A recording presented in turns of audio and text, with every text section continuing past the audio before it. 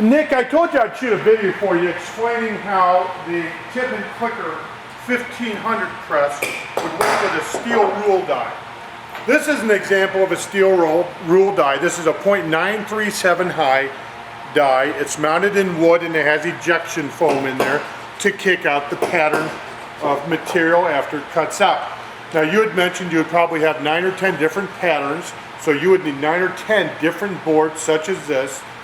This is a 12 by 24 inch board with the respective patterns built into it.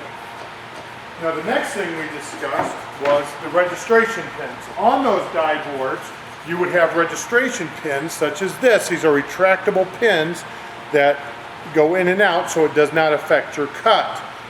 You would need to have those built into each one of your dies so that you could simply press your material up against it, especially in your darkroom setting where you had mentioned alignment might be an issue. You'd want to alleviate any air there. So you would just build these pins into it so that who's ever doing it could just butt the material up against those pins.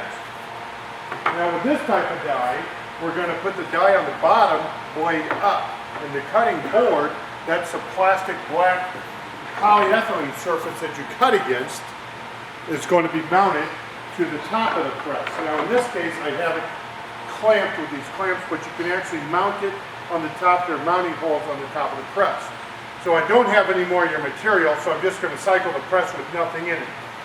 You would put your material on top of the die, slide the die in, flip it out, slide that back out, and then you would have your cut piece. I think our press would work well for your application, and I will shoot this video over to you and give you a call to discuss. Thank you.